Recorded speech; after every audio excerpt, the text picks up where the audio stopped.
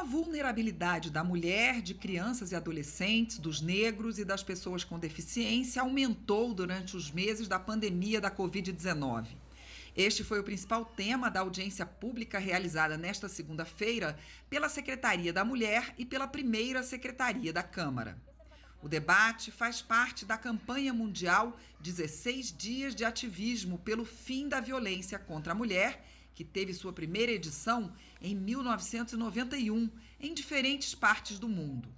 A audiência começou tratando da violência institucional contra as mulheres, que ficou clara há pouco tempo no caso Mariana Ferrer. Ali, o advogado de defesa do réu acusado de estuprar a modelo colocou a culpa na vítima.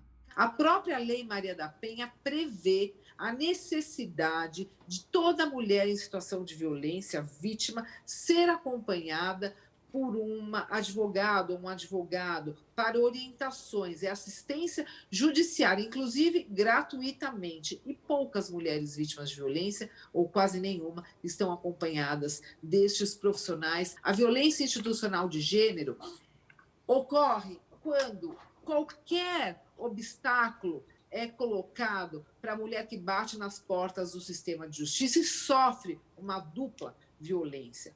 Por uma omissão, por algum ato que é cometido por alguma imperícia, a pessoa não está capacitada para atender aquela mulher em situação de violência. A promotora defendeu que os agentes da justiça, como advogados, promotores, procuradores e juízes, recebam uma capacitação específica para lidar com casos de violência contra a mulher. E disse também que as vítimas que sofrerem violência institucional devem ser indenizadas. Os professores que falaram em seguida mostraram como esta categoria de violência pode ser percebida na linguagem usada pelos advogados de defesa e até pelos juízes. Um estudo feito em 1996 na PUC de São Paulo está servindo de base agora para a construção de mecanismos capazes de identificar este preconceito de gênero. Um rapaz de 27 anos estaria no processo, não é? Ele seria era o autor de um crime de estupro contra uma jovem de 13 anos. E vejam o absurdo da linguagem.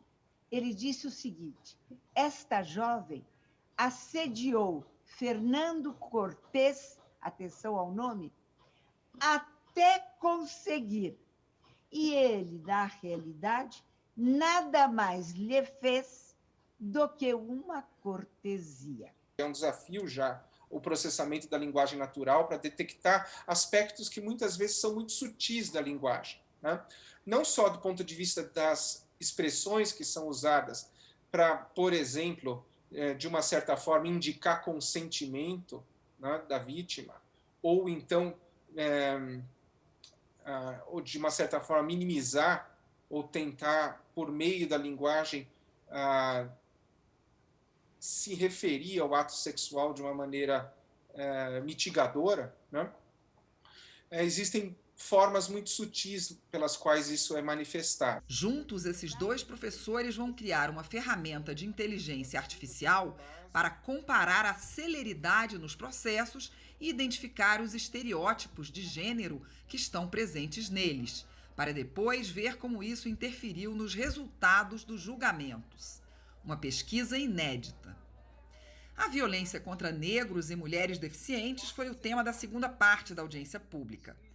A especialista em relações étnico-raciais e gênero, Deise Benedito, afirmou que o Brasil nunca teve um projeto de país que incluísse os negros, a não ser uma política de violência perpetrada pelos agentes de segurança pública, que muitas vezes leva os negros à morte.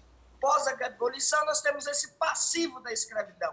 É a população negra em situação de vulnerabilidade, ainda sem nenhuma política pública eficaz para essa população. A única política pública eficaz foi a criação, em 1890, de um novo Código Penal. E esse Código Penal punia crimes como vadiagem, crimes de feitiçaria, crimes contra religiões de matriz africana, que eram os crimes de feitiçaria, também a capoeiragem. Já a consultora em inclusão de pessoa com deficiência, Leandra Migoto, deu um depoimento contundente demonstrando que as mulheres com deficiência sofreram muito mais durante a pandemia.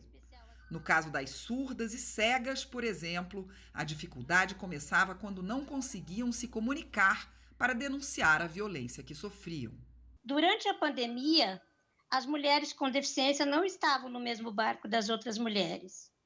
Só para vocês terem uma ideia, houve uma intervenção da Polícia Civil durante a Operação Efesto para acabar com 2 clínicas que funcionavam de forma irregular em Parelheiros de São Paulo, justamente por estarem tendo abusos contra mulheres com deficiência que vivem institucionalizadas. Chega a ser até desumano ou realmente ouvir um relato desse. Acho que essa sua ideia do juizado especial, de dar celeridade aos processos, quando as mulheres com deficiência foram estupradas, eu acho muito pertinente, tendo em vista que nós estamos vivendo uma pandemia e que, claro, que mesmo o pós-pandemia, vamos dizer assim, mas as pessoas com deficiência realmente têm que ser olhadas de uma forma diferenciada e tem que ser cuidado por parte do Estado, porque são os mais vulneráveis. A deputada que coordenou o primeiro painel do dia deu uma informação importante sobre um tema paralelo, mas que também diz respeito às minorias. Nós aprovamos agora, em 2019, o projeto de lei 4.742 de 2001. Foram 20 anos para aprovar o projeto que tipifica o crime de assédio moral no ambiente de trabalho. 20 anos para conseguir aprovar esse projeto, e nós aprovamos ele em 2019.